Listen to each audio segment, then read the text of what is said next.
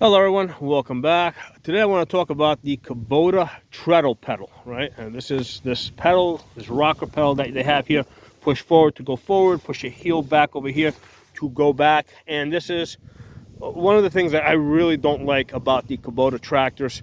Main reason is that if you're doing a lot of back and forth work, where you're pressing your heel on the back of the pedal, it is going to cramp up the back of your leg, okay?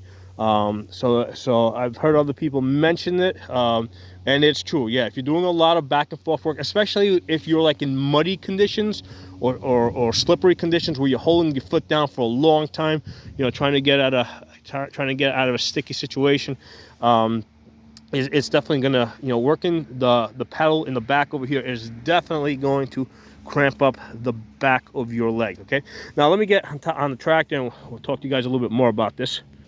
All right, so on the tractor here, I have to believe that this was either a cost-saving measure that they put in or an ease of engineering type of measure. And the reason is because I don't think there's anybody at Kubota that basically uses this and says, "Wow, you know, treadle pedal, this feels awesome." Okay, if I had a side by side.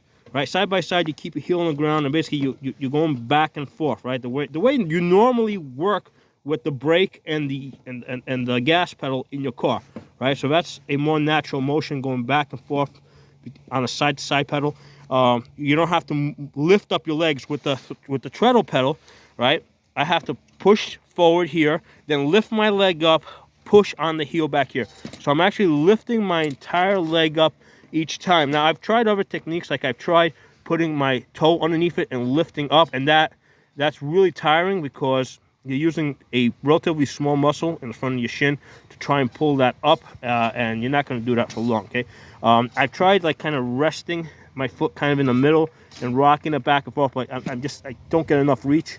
So you gotta lift up your foot, move it back and forth every time. You know, I mean, you can get used to it, like you can get used to anything. I mean, quite honestly, the first time, because this is my L3800, and I had this, you know, I got this about 8 years ago. Prior to using this, I had used an excavator, and on excavators, the treadle pedal is kind of common. So that's why when I got on it, I didn't think it was like that unusual. But then I did work on a couple of other tractors after buying this, and I said, yeah, though, you know, having side by side is way easier than this back and forth, you know, lifting your leg up. And you know, it basically, the main thing is it cramps up the back of your leg if you do a lot of reverse work. Okay, so now I will mention a couple other things that people sometimes bring up as a problem with the treadle pedal. And a lot of times people will say, well, if you go to hit the brakes, your foot's going to slip off the brake and you're going to hit the front. And that part is nonsense, right? That's absolutely nonsense. You're not going to do that. The reason why you'll almost never do that is because you're never going to use your brake. I never use my brake to stop the tractor.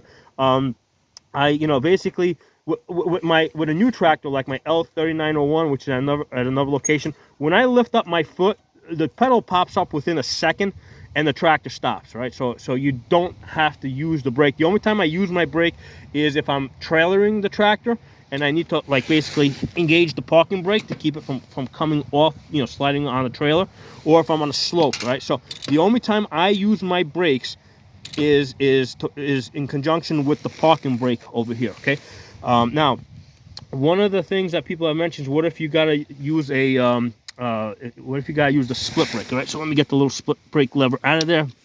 Okay. So let's say I'm trying to make a really tight turn. If you're trying to make a tight turn, that's not a problem either. All you do is, let's say I want to, you know, make a tight turn to the left. You press on the brake here, and then push down with your heel here. So that's not an issue. Or making a tight turn to the right, push the brake down over here. You know, press down the heel there. The problem with this is you can't go in reverse, right? So if I wanted to make a tight turn in reverse, you know, basically I'd have to move my foot to the other side and somehow use my feet together like this, which is, you know, idiotic. So I don't have, you know, but this is something I would never do. I've used another tractor many years ago that basically had that was a gear-driven tractor. It had a throttle underneath the brake, underneath the pedal like this, right? But the way that worked is, if you needed to use the split brakes to make a tight turn, you had a lever on the left side here, similar to the throttle lever on this side, but but basically that was connected to your to your accelerator. So what you could do is press down. Let's say you wanted it to brake really hard to the right. I would basically pull the lever here, which would give me basically move the tractor forward. And what happens? This throttle over here was directly connected to the gas pedal down there, and the two would move together, right? So they would be locked in. It would actually lock in place, pretty much the same way that the cruise control works on these L series tractors, if you get that option. Okay, and I didn't get the option. If you do get the cruise control basically sits in this slot right here. Now, like I said, I never got that option. What I actually did is, this is my 3-range gear selector. I actually bent this out because this was hitting the back of my leg. So it's a tip to do that. What I recommend is just, you gotta basically completely remove this stick and then put this on an anvil and hammer it, so that it'll bend it out. Don't try to bend it while it's in there. Conversely, on this side with the 3-point lift, yeah, that I was able to put a stick under here and just push on it, and I was able to bend that out so it's not touching my leg. All right, but anyway, going back to the cruise control. Cruise control would be nice, right?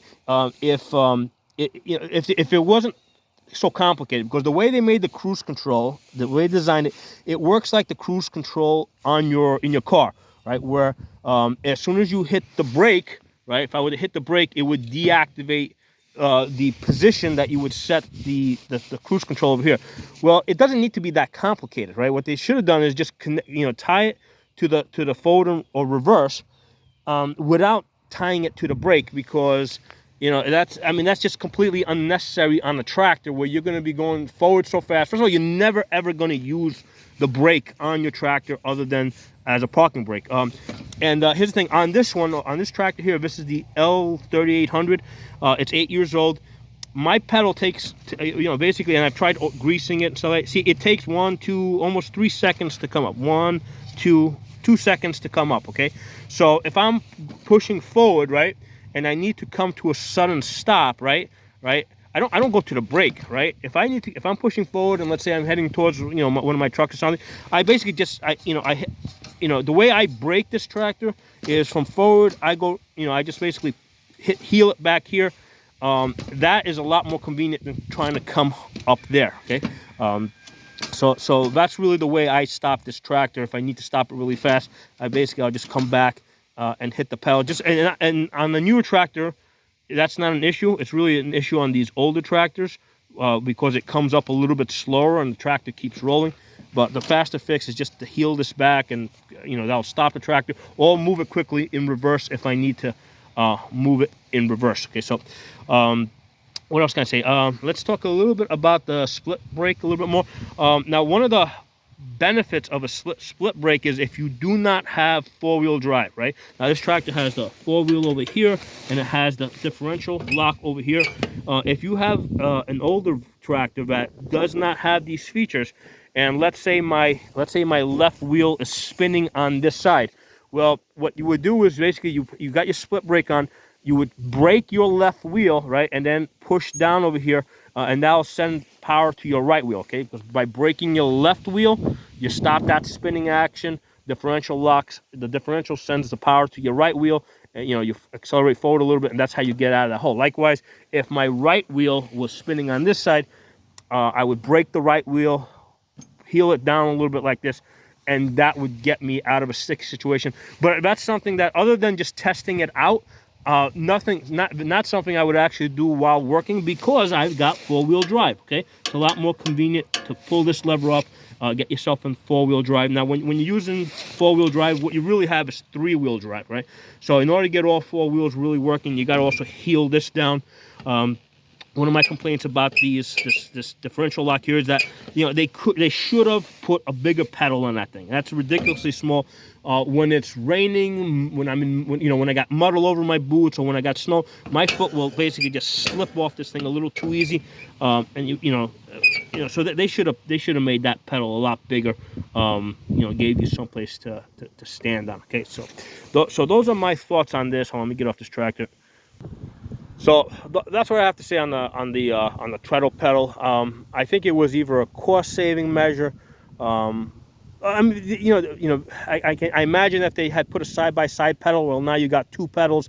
Maybe that would have made it a little more expensive, but they could have easily fixed this by just rotating it, right? By putting, let's say, this side on that side and this, so they could have just rotated this around so that you could, work this as a side-by-side pedal and really kept the same engineering. All they would have had to do is just bring this out a little bit more towards the center over here. So it's just, it's just not good. I mean, that's the only thing I don't like about tractor. I mean, I've heard them say that, hey, it makes it really easy for the, for somebody that's not familiar with tractors, or for your wife to use. But hey, listen, they would get, if you give them a side-by-side pedal, it would take them about 10 seconds to figure out which pedal they have to use, all right? So the learning curve is really short on the pedals. Now, all that said, right, given that I do not like the treadle pedal, I've got here my L3800, and this year, 2021, I just bought an L3901, which I keep at a different location.